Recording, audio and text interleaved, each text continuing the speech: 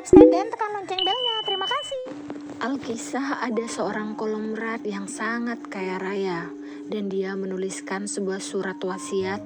Di dalam surat wasiat tersebut dia berkata, "Barang siapa yang mau menemaniku di dalam kubur selama 40 hari ketika aku mati nanti, maka aku akan memberinya separuh dari harta kekayaanku."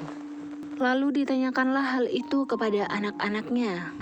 Apakah mereka sanggup untuk menemani ayahnya di dalam kubur nanti setelah ayahnya meninggal? Lalu anaknya menjawab, "Mana mungkin kami bisa menjaga ayah, sedangkan di saat itu ayah telah menjadi seorang mayat."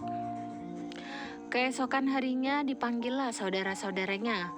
Lalu sang konglomerat tadi pun bertanya lagi kepada saudara-saudaranya itu, "Wahai saudara-saudaraku, siapakah di antara kalian yang sanggup menemaniku di dalam kubur selama 40 hari ketika aku telah mati nanti? Maka aku akan memberinya separuh dari harta kekayaanku." "Apakah engkau ini sudah gila? Mana mungkin ada orang yang sanggup menemani mayat selama itu di dalam tanah?" Mendengar jawaban saudara-saudaranya yang begitu kasar dan menyayat hati, sehingga membuat hati konglomerat tersebut menjadi sakit dan sedih.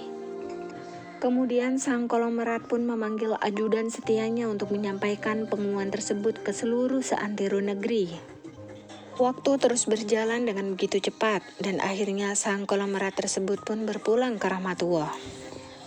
Kuburannya telah disiapkan dengan hiasan yang begitu indah dan mewah laksana tempat peristirahatan terakhir raja-raja yang terkenal. Kemudian pula pada waktu yang hampir bersamaan, seorang tukang kayu yang sangat miskin mendengar pengumuman wasiat tersebut. Lalu, tukang kayu tersebut dengan tergesa-gesa ia segera berlari menuju ke rumah konglomerat tersebut untuk memberitahukan kepada ahli warisnya akan kesanggupannya itu. Akhirnya keesokan harinya jenazah konglomerat tersebut pun dikebumikan dan si tukang kayu pun juga ikut turun ke dalam liang kubur untuk menemani sang konglomerat tersebut selama 40 hari. Si tukang kayu itu hanya membawa satu-satu harta yang dia punya, yaitu sebuah kapak kesayangannya. Setelah masuk ke liang kubur dan ditimbun dengan tanah, si tukang kayu tersebut pun hanya duduk termenung dalam sebuah ruangan kecil yang telah dibuat agar si tukang kayu itu bisa bernafas dan tetap hidup. Setelah 7 langkah para pengantar jenazah meninggalkan area pemakaman, maka datanglah malaikat Mungkar dan Nakir ke dalam kubur tersebut. Tukang kayu tersebut telah menyadari siapakah gerangan yang datang itu, maka dia pun bergerak agak menjauh dari mayat konglomerat tersebut. Di dalam benaknya saat itu mungkin sudah tiba saatnya konglomerat itu akan ditanyakan tentang hidupnya oleh malaikat Mungkar dan Nakir. Namun yang terjadi malah sebaliknya, malaikat Mungkar dan Nakir malah menuju ke arahnya dan bertanya, "Apa yang kau lakukan di sini?"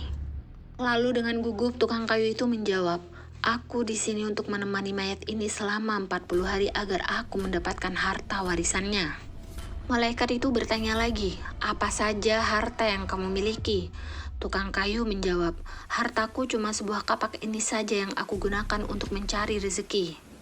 Malaikat bertanya lagi, "Dari mana engkau mendapatkan kapak itu?" Lalu si tukang kayu menjawab, "Aku membelinya." Setelah itu dua malaikat tersebut pun pergi dari kuburan itu.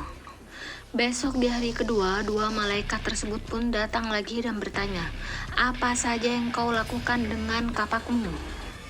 Si tukang kayu menjawab, "Aku menebang pohon untuk dijadikan kayu bakar, lalu aku menjualnya di pasar." Lalu malaikat tersebut pun pergi lagi. Di hari yang ketiga, dua malaikat tersebut pun datang lagi dan bertanya, "Pohon siapa yang kau tebang dengan kapakmu ini?" Lalu si tukang kayu menjawab, "Pohon itu tumbuh di hutan belantara, jadi tidak ada yang punya." "Apakah kau yakin?" tanya malaikat lagi. "Iya," jawab si tukang kayu tersebut, lalu mereka pun pergi. Di hari yang keempat, dua malaikat itu pun datang lagi dan bertanya, "Adakah yang kau potong kayu-kayu tersebut dengan kapak ini sesuai dengan ukurannya dan beratnya yang sama untuk dijual?" Kemudian tukang kayu menjawab, "Aku hanya memotongnya dengan mengira-ngira saja, mana mungkin ukurannya bisa sama rata." Begitulah seterusnya yang dilakukan oleh malaikat Mungkar dan Nakir tersebut. Mereka datang dan pergi sampai tidak terasa 39 hari telah berlalu. Setiap hari yang mereka tanyakan hanyalah berkisar tentang kapak si tukang kayu tersebut. Di hari yang ke-40 datanglah malaikat Mungkar dan Nakir sekali lagi bertemu untuk menanyai si tukang kayu tersebut. Mereka berkata, "Hari ini kami akan kembali menanyakan tentang kapakmu itu." Belum sempat malaikat Mungkar dan Nakir menanyakan pertanyaan tersebut, si tukang kayu itu pun langsung melarikan diri ke atas dan membuka pintu kubur tersebut. Sesampainya di atas, ternyata sudah banyak orang-orang yang menantikan kehadirannya untuk keluar dari kubur tersebut. Dengan tergesa-gesa si tukang kayu itu keluar dan berlari meninggalkan mereka dan berteriak, "Kalian ambil saja semua bagian dari harta warisan ini, karena aku sudah tidak menginginkannya lagi." Sesampainya di rumah, si tukang kayu langsung berkata pada istrinya, "Aku sudah tidak menginginkan separuh dari harta warisan dari mayat itu. Di dunia ini, harta yang kumiliki padahal cuma satu, yaitu kapak ini. Tetapi malaikat Mungkar dan Nakir selama 40 hari yang mereka tanyakan dan mereka persoalkan masih saja tentang seputar kapakku yang satu ini. Bagaimana jadinya jika aku memiliki harta yang banyak?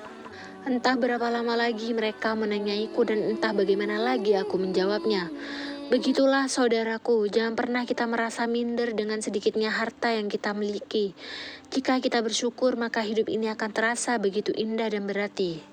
Sahabat Nabi Abdurrahman bin Auf saja ketika mendengar perkataan Nabi bahwa orang yang paling lambat masuk surga itu adalah orang yang kaya, maka lalu beliau pun langsung mewakafkan semua harta yang beliau miliki itu di jalan Allah karena merasa takut.